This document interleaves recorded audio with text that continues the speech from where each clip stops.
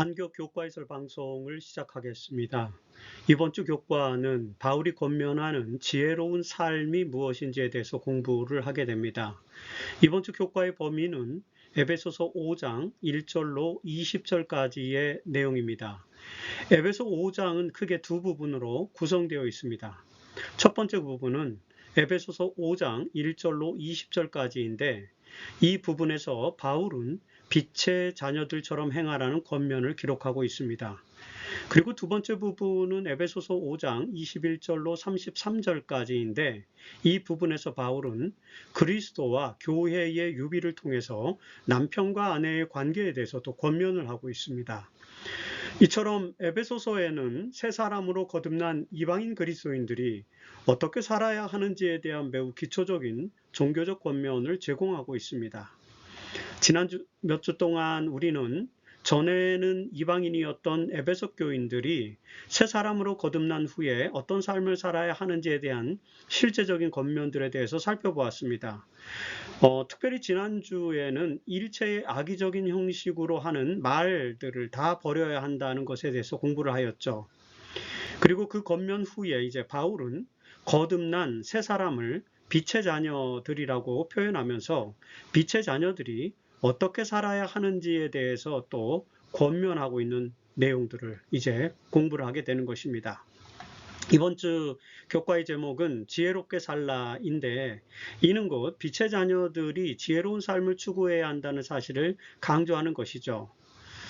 오늘의 제목이 드러나는 구절은 교제의 기억절에 나타나는 것처럼 에베소서 5장 15절로 17절의 말씀입니다. 제가 한번 읽어보겠습니다. 그런즉 너희가 어떻게 행할지를 자세히 주의하여 지혜 없는 자같이 하지 말고 오직 지혜 있는 자같이 하여 세월을 아끼라. 때가 악하니라. 그러므로 어리석은 자가 되지 말고 오직 주의 뜻이 무엇인가 이해하라. 자, 이 구절에서 우리는 지혜 없는 자와 지혜 있는 자가 대조되고 있음을 읽을 수 있습니다. 바울은 에베소 교인들에게 이교도와 그리스도인을 지혜 없는 자와 지혜 있는 자로 지금 대비시키고 있죠. 여기서 지혜가 무엇을 말하는 것인지를 이해하는 것이 이번 주 교과의 핵심 내용입니다. 자, 지혜 없는 이교도들은 저속한 농담, 술 취함, 연애, 음행 등을 즐기면서 살고 있다고 지적하면서 바울은 그와는 대조적으로 지혜 있는 자, 곧 그리스도인들은 착함과 의로움과 진실함으로 빛의 열매를 맺을 것이라고 이렇게 강조를 하고 있죠. 이 내용이 1세기의 에베소 교인은 물론이고 21세기의 우리에게 어떤 교훈을 주는지 살펴보는 것이 바로 이번 주 교과의 내용인 것입니다. 지난주 교과에서 우리는 새 사람으로 옷 입은 사람들은 성령을 근심하게 해서는 안 된다라는 그런 교훈을 살펴보았죠. 자, 성령 안에서 인치심을 받고 구원받은 사람들은 악한 말의 모든 형식들을 버리고 서로 친절하고 동정하며 용서해야 한다는 그런 바울의 호소를 우리는 기억합니다. 특별히 성령을 통하여 그리스도 안에서 구원함을 받은 하나님의 자녀들은 이제 그렇다면 어떤 삶을 살아야 할까? 바로 이 내용이 에베소서 5장의 내용입니다. 앞서 설명해 드린 것처럼 에베소서 5장 1절로 20절까지의 내용은 빛의 자녀들처럼 행하라는 권면을 하고 있는데요. 자, 여기서 바울은 하나님의 자녀 5장 1절에 나오죠. 그 다음에 빛의 자녀 5장 8절, 그 다음에 지혜 있는 자 5장 15절 등 이런 표현들을 지금 사용하고 있습니다. 이 표현들은 모두 하나님의 자녀들에 대한 표현이죠. 이런 하나님의 자녀들은 구체적으로 어떤 삶을 살아야 한다고 바울은 지금 말하고 있을까요? 자, 먼저 바울은 하나님을 본받는 자가 되어야 한다라고 이렇게 권면을 하고 있죠. 에베소서 5장 1절에서 바울은 그러므로 사랑을 받는 자녀같이 너희는 하나님을 본받는 자가 되고 라고 권면하고 있습니다. 자, 바울은 그의 편지에서 언제나 그리스도를 본받으라고 권면하죠. 그리스도를 본받으라고 설명합니다. 그런데 여기 에베소서 5장 1절에서만 유일하게 그리스도가 아니라 하나님을 본받는 자가 되라고 이렇게 기록하고 있죠. 여러분, 이 표현은 매우 독특한 표현입니다. 하나님을 본받으라는 표현은 성경에서 오직 여기 에베소서 5장 1절에만 등장합니다. 그래서 우리는 이 표현을 이제 삼위일체 방식으로 밖에는 설명할 방법이 없겠죠. 다시 말해서 바울이 여기에 표현한 하나님, 데우라고 하는 이 단어는 성자 하나님을 표현하는 것으로 이해할 수 있습니다. 우리는 아들을 통해서 계시된 하나님의 속성을 본받을 수 있기 때문인 것입니다. 물론 하나님을 본받으라라는 그 말씀 자체로 우리가 하나님의 거룩한 속성을 본받아야 된다라고 하는 말로도 해석할 수는 있겠죠. 그럼에도 불구하고 그리스도를 본받아라고 하는 보편적인 바울의 기록과 하나님을 본받으라는 이 기록을 우리가 조화시키기 위해서는 삼위일체의 하나님에 대한 이해가 필요하다라고 말씀드린 것입니다. 자, 여러분, 우리가 하나님을 본받아야 하는 이유는 하나님의 사랑받는 자녀이기 때문이다라고 바울은 지금 말하고 있죠. 우리가 하나님의 사랑받는 자녀가 된 것은 오직 그리스도의 십자가 희생의 결과였음을 바울은 지금 여기서 강조합니다. 그 내용이 에베소서 5장 2절에 나오죠. 자, 그리스도께서 너희를 사랑한 것 같이 너희도 사랑 가운데서 행하라. 왜요? 그리스도는 우리를 위하여 자신을 버리사 향기로운 제물과 희생 제물로 하나님께 드리셨느니라는 것입니다. 자, 이 내용에서 우리는 그리스도의 사랑을 알 수 있죠. 그것은 뭡니까? 자, 바울은 지금 그리스도께서 희생 제사의 제물이 되었다고 이렇게 설명합니다.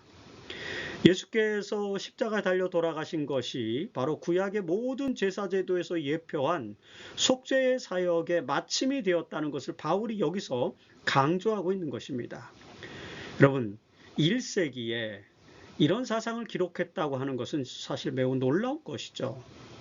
바울은 그리스도의 십자가에 있는 속죄의 의미를 체계적으로 정리하여 가르쳐주고 있는 것입니다. 그리스도께서 십자가 희생제물이 되신 것은 바로 하나님의 사랑을 드러내는 행위였다고 또 말합니다. 자, 이렇게 희생제물이 되심으로 하나님의 사랑을 보여주었기 때문에 하나님의 사랑받는 자녀들은 사랑 가운데서 행하라는 것이 바울의 권면이겠죠. 그렇다면 하나님을 본받아 사랑 가운데서 행한다는 것은 어떤 삶을 말하는 것일까요? 그것이 바로 에베소서 5장 3절로 5절의 말씀에 나타나 있습니다. 자, 첫째는 음행과 탐욕을 멀리하는 것이죠. 에베소서 5장 3절에 보면 바울은 음행과 온갖 더러운 것과 탐욕은 너희 중에서 그 이름조차도 부르지 말라. 이는 성도에게 마땅한 반이라고 이렇게 기록합니다. 자, 여기에는요, 고대로부터 죄의 근원으로 여겨지는 몇 가지 죄의 항목들이 등장을 하죠. 사실 중세 캐톨릭은 이런 죄의 목록들을 7가지로 구분하여 7죄종이라는 그런 개념을 만들어냈습니다. 그 7가지 근원적인 죄라는 것은 이제 교만, 인색, 시기, 분노, 음욕, 탐욕, 나태와 같은 것이죠.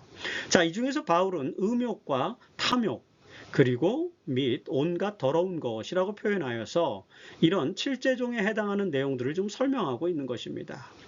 이런 것들은 성도들이 피해야 할 죄악의 요소들이라는 것이죠. 여러분, 그리스도인들이 사랑 가운데서 행한다는 것은 바로 이런 죄악의 요소들을 멀리하는 것을 말하는 것입니다. 그리고 둘째는 어리석은 말 대신에 감사하는 말을 해야 한다는 것입니다. 자, 에베소서 5장 4절에서 보면은요, 누추함과 어리석은 말이나 희롱의 말이 마땅치 아니하니 오히려 감사하는 말을 하라고 이렇게 권면하죠. 사실 여기 누추함으로 번역된 이 단어는 원래 외설스러운 말을 의미하는 그런 단어입니다. 자, 다시 말해서 외설스럽고 어리석고 그리고 이제 희롱의 말, 이거는 쓸데없는 농담을 말하는 건데, 이 쓸데없는 농담을 하지 않고 대신에 감사하는 말을 하는 것, 그것이 바로 성도의 올바른 삶의 태도라고 지금 바울은 설명합니다. 그리고 셋째는 하나님 나라의 기업을 얻을 자가 되어야 한다고 또 바울은 말하고 있죠.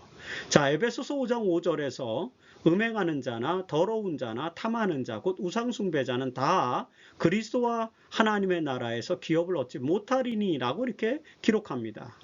여러분, 바울은 당시 에베소에 살고 있던 이교도들의 삶을 하나씩 지적하는 것입니다. 그러면서 그리스도인들은 그런 삶을 멀리해야 한다고 지금 가르치고 있죠.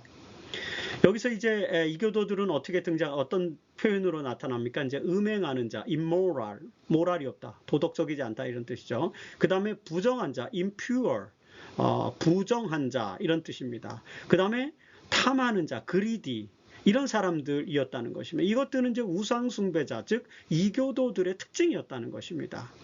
바울은 이런 우상숭배자들의 특성을 멀리하고 하나님의 유업을 받는 그리스도인이 되기 위해서는 하나님을 본받는 자, 즉 사랑 가운데서 행하고 감사하는 말을 하는 사람이 되어야 한다라고 이렇게 권면하고 있죠.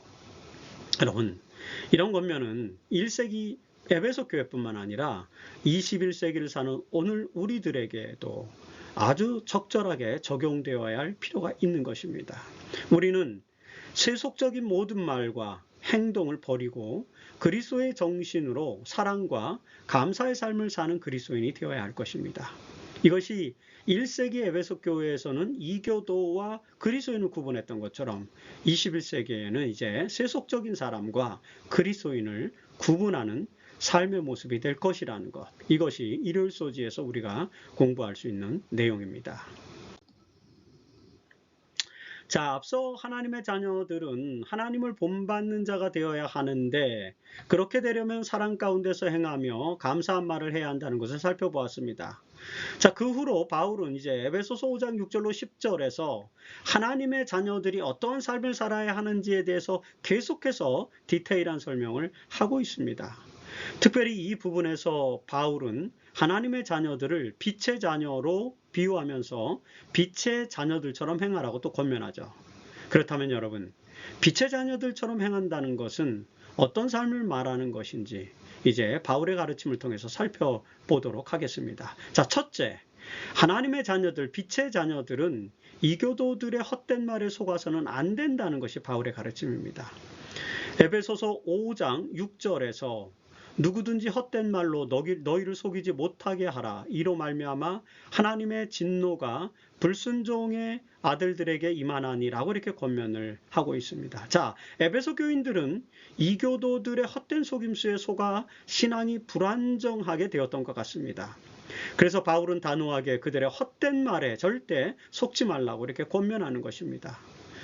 바울은 이교도들과 그들의 헛된 속임수에 빠진 자들을 이제 불순종의 아들들이라고 이렇게 또 지칭하고 있죠. 하나님을 본받지 않은 사람들은 불순종의 아들들이며 그들은 하나님의 진노를 받게 된다고 강조하는 것입니다. 특별히 여기서 하나님의 진노라는 표현은 속죄, 어토인먼트와 관련된 그런 용어입니다. 자, 하나님의 진노는 인간의 진노와 같은 그런 격정적인 감정을 말하는 것이 아닙니다. 그것은 오히려 하나님의 속성을 표현하는 단어이죠. 여러분, 불이 fire, 이 불이 인화물질이 닿으면 그것을 그냥 본능적으로 살라버리듯이 하나님은 악이 나타나면 그것을 불과 같이 사르게 되죠.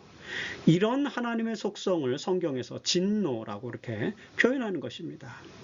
그래서 이 진노라는 표현은 인간의 감정과는 다른 하나님의 속성을 불태우는 속성, 악을 멸절시키는 속성, 그런 걸 말하는 것으로 이해하는 것이 바로 구속사적, 속죄의 단어에 해당되는 그런 진노의 의미입니다. 오르게라는 헬라어죠. 자, 하나님의 진노에 의해 멸망받지 않으려면 어떻게 해야 된다고요? 네, 이교도들의 헛된 말에 속아서는 안 된다는 것.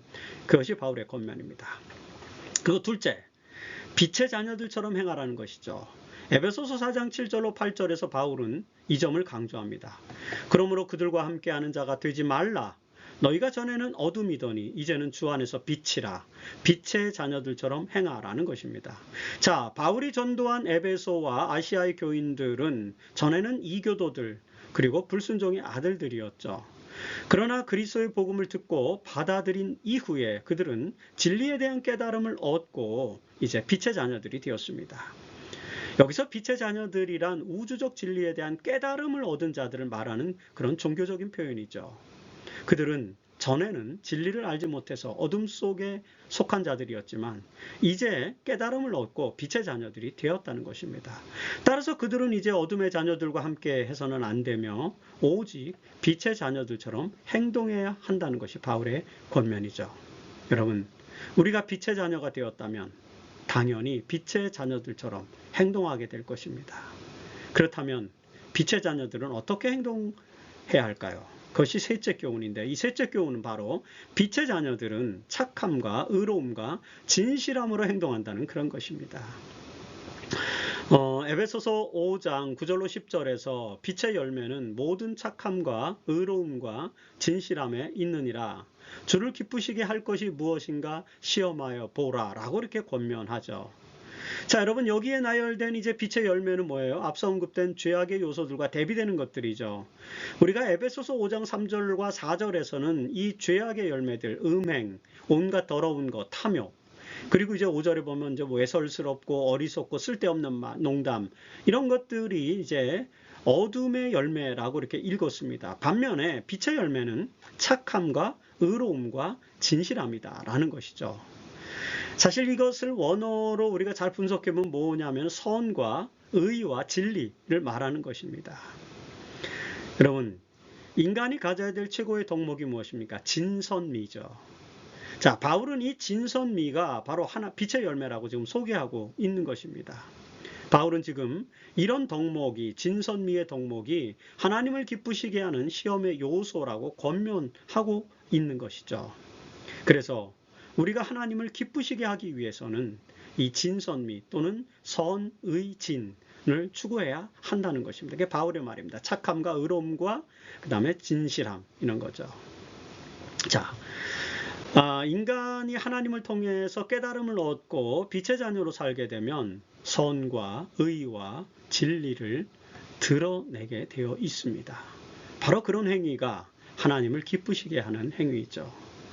우리는 빛의 자녀로서 빛의 열매, 즉 착함과 의로움과 진실함, 그러니까 선과 의와 진, 이것을 드러내는 삶을 살아야 한다는 것이죠. 그것을 다른 표현으로 진선미 이렇게 표현한 것입니다.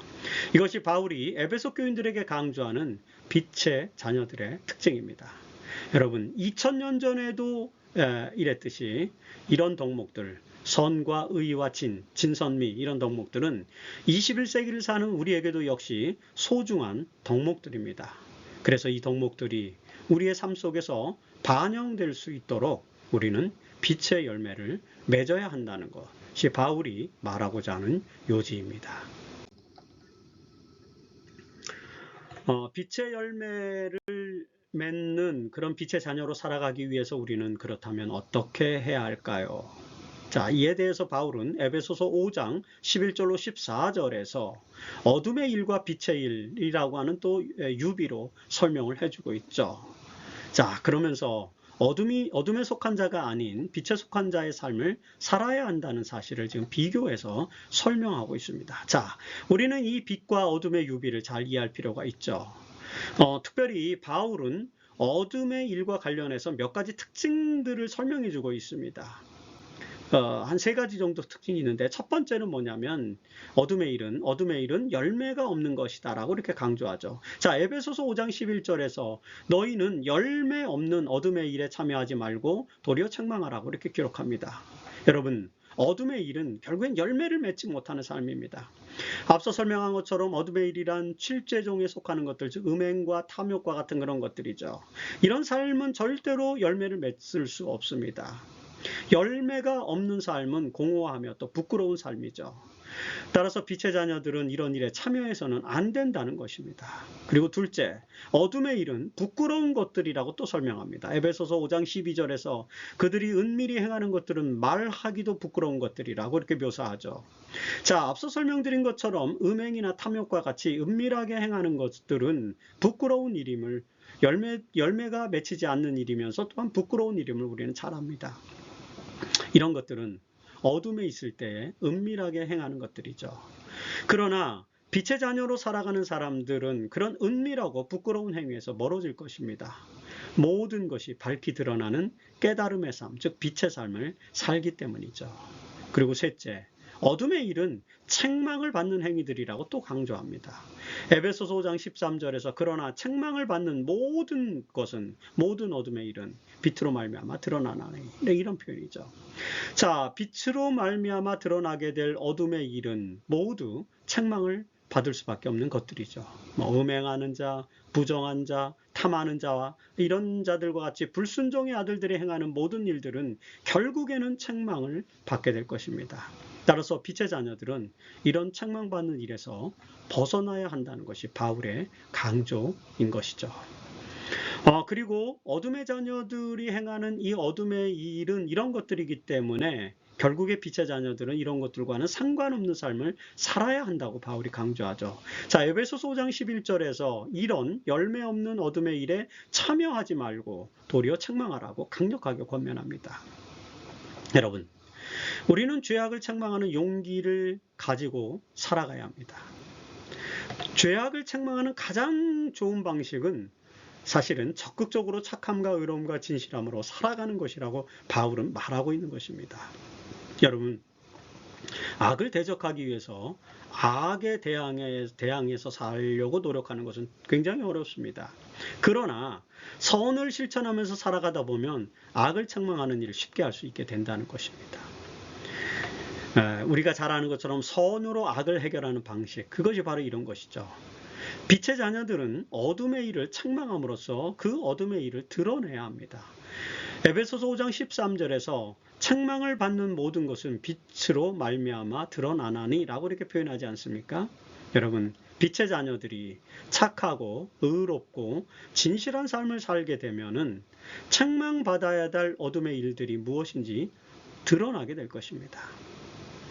사실 우리가 살고 있는 이 세상에서는 악이 잘 드러나지 않는데 그 이유는 선을 실천하면서 살아가는 사람들이 적기 때문인 것입니다.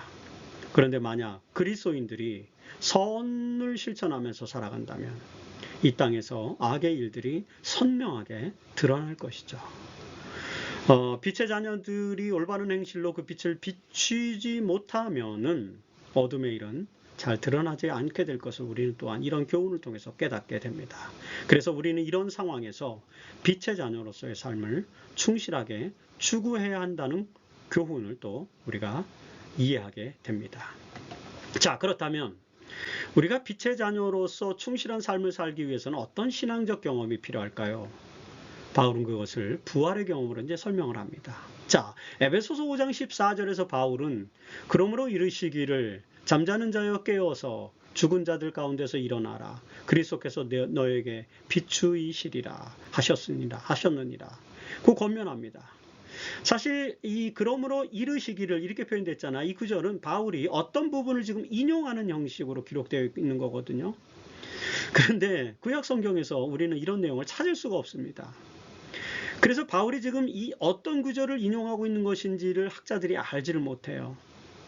다만 여러분 이제 안교 교재를 읽다 보면 이 안교 교재의 저자인 이제 존 맥베이 박사는 이 구절이 아마도 이사야서 60장 1절로 3절을 활용하고 있다라고 이렇게 설명하고 있죠.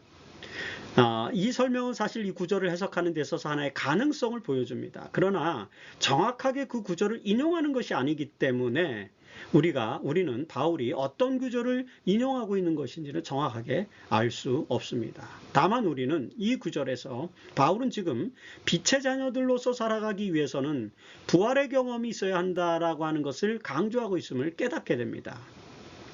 물론 여기서 말하는 부활은 영적인 부활이죠. 바울에 따르면 우리는 영적인 잠에서 깨어나야만 합니다. 그것이 죽은 자들 가운데서 일어나는 영적인 부활의 경험이라고 설명하는 것이죠. 자, 이렇게 영적인 부활을 경험하게 되면 그리스도께서 비추신 빛을 이 세상에 드러낼 수 있게 된다는 것입니다. 이것이 지금 바울이 강조하는 것이죠.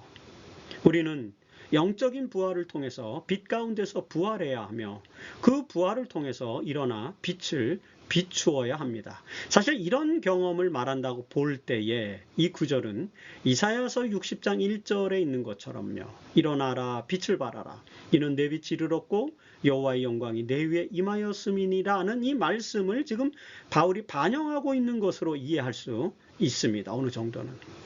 자, 이처럼 우리는 영적인 부활을 통해서 빛의 자녀로 살아야 한다는 것.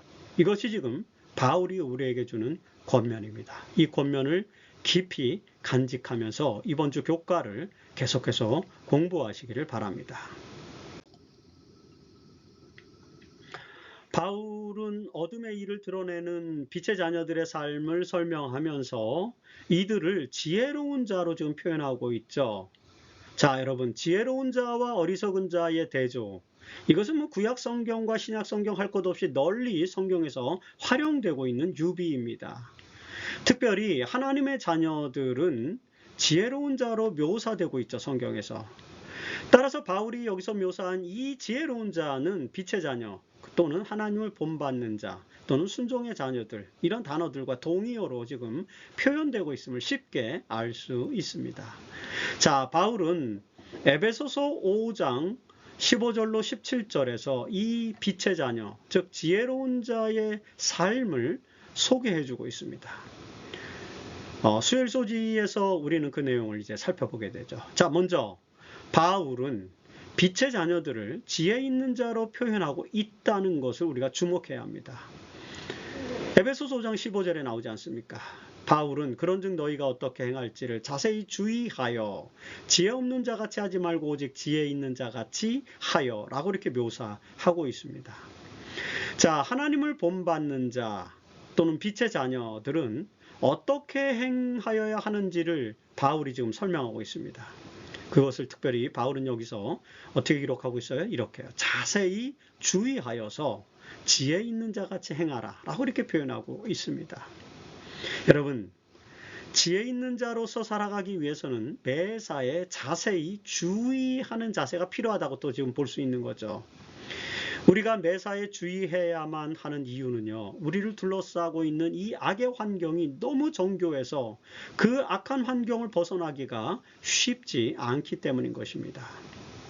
그래서 이사야는 이사야서 28장 10절에서 13절에도 동일한 표현이 나오는데, 여기서 경계에 경계를 더하며 경계에 경계를 더하고 교훈에 교훈을 더하며 교훈에 교훈을 더하되 라고 이렇게 권면하고 있습니다. 그리고 이사야서 51장 4절에서는 내 백성이여 내게 주의하라, 내 나라여 내게 귀를 기울이라, 이는 율법이 내게서부터 나갈 것임이니라, 내가 내 공의를 만민의 빛으로 세우리라 라고 이렇게 또 권면합니다. 자, 이런 말씀들을 통해서 우리는 매일 하나님의 말씀을 주의하여 악한 환경에 휩쓸리지 않는 삶을 살아야 한다는 그런 권면을 이해하게 되는 것입니다.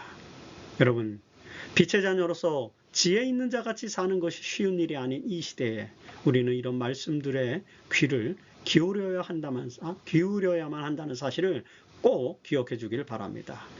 그래서 바울은 이제 에베소서 5장 16절에서 또 이렇게 말하죠. 세월을 아끼라, 때가 악하니라 라는 그런 권면입니다. 사실 이 표현의 그리스어는 좀 어려운 단어입니다. 킹제임스 버전, 흠정역 성경에서 그래서 이 단어를 어떻게 번역했냐면 redeeming the time 이렇게 번역했어요. 시간을 구속하라 라고 번역했는데 그렇게 해석될 수 있는 단어입니다. 원어가 그래요. 이 표현의 정확한 의미는 여기서 시간은 이제 카이로스니까, 즉 하나님께서 시간 속에서 우리에게 주신 어떤 기회들, 기회의 시간들, 질적인 시간들을 말하지 않습니까? 그런 하나님께서 시간 속에 우리에게 주신 그 기회의 시간들을 값을 주고 살아. 그래서 구속하라라는 이 단어는 값을 주고 살아. 리디밍이라고 하는 단어는 엑사고라조라고 하는 뜻인데, 이 엑사고라소톤 카이론이죠. 이 엑사고라조는 이렇게 돈을 주고 값을 주고 살아하는 그런 속죄의 뜻입니다. 속죄와 관련된 그런 뜻이죠. 다시 말해서 우리에게 주어진 시간들을 우리가 값을 주고 사야 되는데, 이것을 또 다른 표현으로 말하면 이제 최상의 것으로 만들라라는 뜻이죠. 그래서 이제 NIV 그 신국제역에서는 여기 이 표현을 making the most every opportunity라고 이렇게 번역했어요. 바로 그 말이죠. 모든 기회들을 최상의 것으로 만들라라는 거죠. 이것이 세월을 아끼라라는 그런 표현입니다. 자, 이처럼 세월을 아끼라라는 이 표현은 우리에게 주어진 하나님의 시간 또는 기회를 최상의 것으로 만들고 그것을 값을 주고 살아 구속하라라는 그런 의미로 이제 해석하게 되는 것입니다.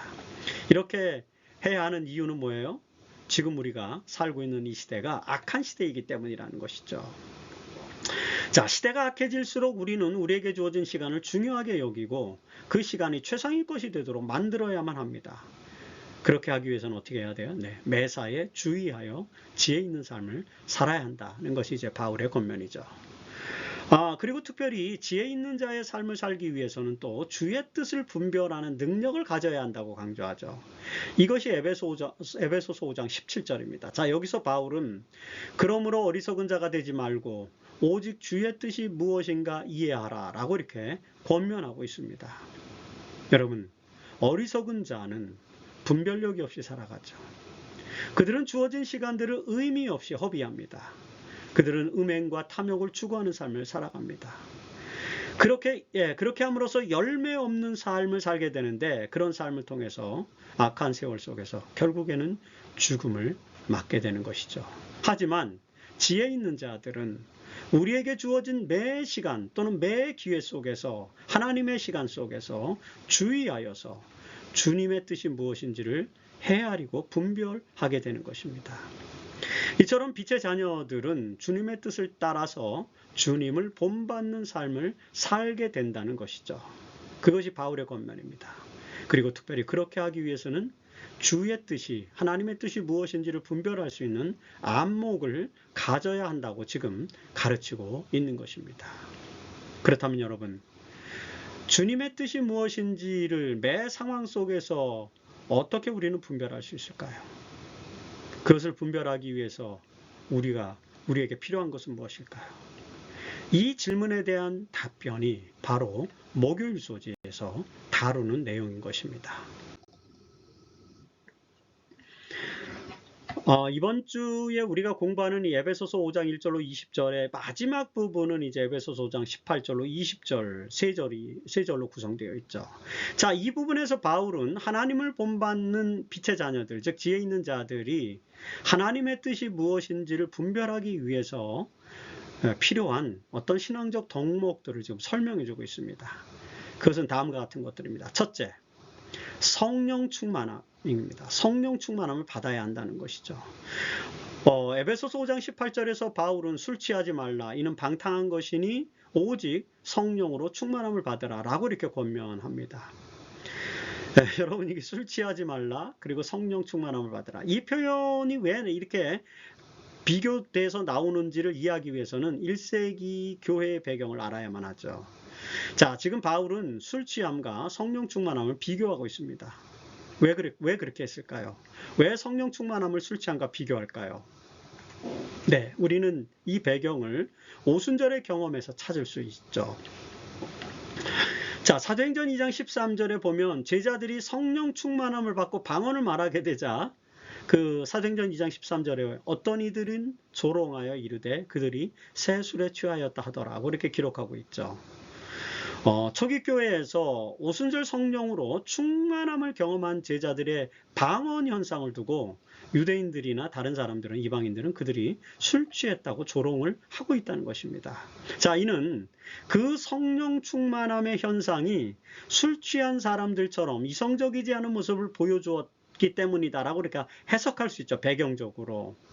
자, 이처럼 여러분, 성령 현상을 오해하는 사람들은 성령 충만함과 술 취함을 구분하지 못했던 것입니다. 바울은 이런 상황을 이제 대입해서요, 에베소 교인들에게 이 권면을 주고 있는 것이죠. 술 취함은 불순종과 어둠의 자녀들의 삶의 방식이라는 것입니다. 하지만 바울은 그런 방식을 버리고 성령 충만함을 받으라고 권면하는 것이죠.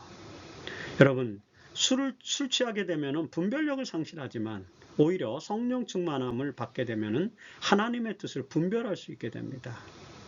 이처럼 초기 교회 지도자들이 성령 충만함으로 주의 뜻을 분별했듯이 우리도 성령 안에서 하나님의 뜻을 분별하는 빛의 자녀, 즉 지혜로운 자가 된다라고 하는 그런 권면을 우리가 살펴보게 됩니다. 우린 그런 사람이 되어야 될 것입니다.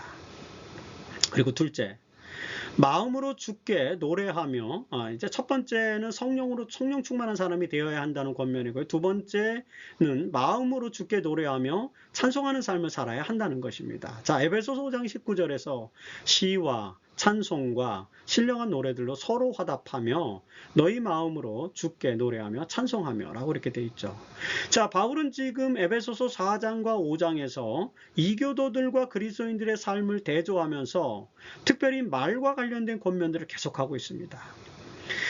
하나님의 자녀들은 일체의 악한 말들을 멀리해야 하며, 그리고 또 여기 5장에 보면은 외설스럽고 어리석은 말이나 무의미한 농담 같은 거 하지 말고 대신에 감사하는 말을 하라고 에베소서 5장 4절에서 설명하고 있지 않습니까? 이와 더불어서 이 19절에 와서 보면, 에베소서 5장 19절에 보면은 이제 시를 읽고 찬송과 신령한 노래를 불러야 하며, 그리고 마음으로 주께 찬송하라라고 이렇게 권면하는 것입니다. 여러분, 하나님의 빛의 자녀들은 감사하는 말을 하며 신령한 노래를 부르는 사람들이어야 한다는 것입니다. 이렇게 신령한 노래를 부르고 주께 찬송하는 삶을 살게 되면 우리는 주의 뜻이 무엇인지를 분별할 수 있게 된다는 것이죠. 특별히 여기서 바울은 이제 신령한 노래들로 서로 화답하며라는 표현을 하고 있는데요. 여기서 우리는 이제 수평적 예배의 요소를 파악하게 된다는 것이죠. 그것이 교과의 저자인 존 맥베이 박사의 설명이에요. 왜 그러냐면 우리의 예배와 찬양은 우리와 하나님과의 수직적인 만남뿐만 아니라 성도들과 서로 화합하는 수평적인 만남, 서로 찬양하며 화답하며 신령한 노래를 부르고 찬송하며 서로 화답하는 거죠. 신령한 노래들로 서로 화답하게 된, 서로 화답한다. 이 말은 무슨 말이에요? 성도들이 서로 화합하는 그런 수평적인 만남이 예배에서 이루어지고 있다라고 하는 것이죠. 이런 사실을 기억할 필요가 있다고 존 맥베이 박사는 우리에게 또 강조합니다. 여러분, 교과에서 그 부분을 놓치지 말고 읽어보시기 바랍니다. 자, 그리고 셋째, 범사에 하나님께 감사하는 삶을 살아야 한다는 것이죠. 자, 에베소서 5장 20절에서 범사에 우리 주 예수 그리스도의 이름으로 항상 아버지 하나님께 감사하며라고 바울이 묘사합니다. 자, 빛의 자녀들은 항상 그리스도의 이름으로 아버지 하나님께 감사하는 삶을 살게 된다는 것입니다. 여러분, 바울의 권면에서 가장 자주 등장하는 것 중 하나가 바로 범사에 감사하라는 것이죠. 바울은 로마서부터 그 다음에 바울의 편지 끝에까지 이르기까지, 빌레몬서 이런 데 이르기까지 매 편지마다 감사라는 단어를 늘 기록하고 있습니다. 감사의 삶을 강조하고 있는 것이죠. 감사하는 삶은 빛의 자녀들의 삶에서 나타난 가장 중요한 특징 중에 하나라는 것을 우리는 기억해야 합니다. 그래서 여러분들은 하나님께 범사에 감사하는 삶을 살고 있는지를 리플렉션, 성찰해야 합니다. 우리가 그렇게 살고 있다면 우리는 빛의 자녀로 살아가고 있는 것입니다. 이처럼 우리는 감사의 마음을 통해서 우리의 신앙을 풍요롭게 또 만들 수도 있습니다. 이번 주 그리고 앞으로 우리의 삶 속에서, 우리의 신앙의 삶 속에서 감사가 넘치는 삶으로 말미암아 빛의 자녀, 지혜 있는 자로 살아가는 저와 여러분이 되시기를 간절히 바랍니다. 이번 주 우리는 빛의 자녀 또는 지혜 있는 자의 삶에 대해서 공부하였습니다. 그런 사람들은 하나님을 본받는 삶을 살게 되며, 그리고 감사하는 말을 하고, 또 착함과 의로움과 진실함으로 생활하고요. 그리고 세월을 아끼고 성령 충만하여 마음으로 주께 노래하며 범사에 감사하는 삶을 살아야 한다. 것이 이제 오늘 우리가 에베소서 5장 1절로 20절까지의 말씀을 통해서 배운 바울의 권면입니다. 우리 모두의 삶이 그런 삶이 되도록 노력하는 한 주가 되기를 바랍니다. 엘렌 화이트는 교회증언 1권 509페이지에서 이 빛의 자녀들의 삶을 이렇게 묘사했습니다. 제가 읽어보겠습니다. 하나님께서는 당신께 대한 사랑과 헌신으로 충만해진 순결한 마음에서 나오는 찬양의 노래로 영광을 받으신다. 헌신적인 신자들이 모일 때에는 그들의 대화가 다른 사람들의 불완전함에 대한 것이나 불평과 원망의 냄새를 풍기는 것이 되지 않을 것이다. 온전하게 매는 띠인 사랑이 그들을 두르게 될 것이다. 하나님과 동료 인간에 대한 사랑이 형제들을 위한 애정과 동정과 존경의 말을 통하여 저절로 흘러나오게 된다. 이런 마음과 행실을 드러내는 우리의 삶이 되어야겠죠. 그렇게 될 수 있도록 기도하고 노력하기를 바랍니다. 화이부인의 이 권면과 그리고 오늘 우리가 배운 바울의 모든 권면들이 에베소서 5장을 통해서 우리에게 주신 그 권면들이 우리의 삶에 구현돼서 우리가 지혜로운 삶을 사는 하나님의 자녀들이 되어야 될 것입니다. 순결한 마음과 찬양의 노래와 사랑의 행위와 동정의 말 이런 것들이 우리의 삶 속에서 구현될 수 있도록 성령 충만한 삶을 경험하게 되기를 바라면서 이번 주 교과해설 방송을 마치겠습니다.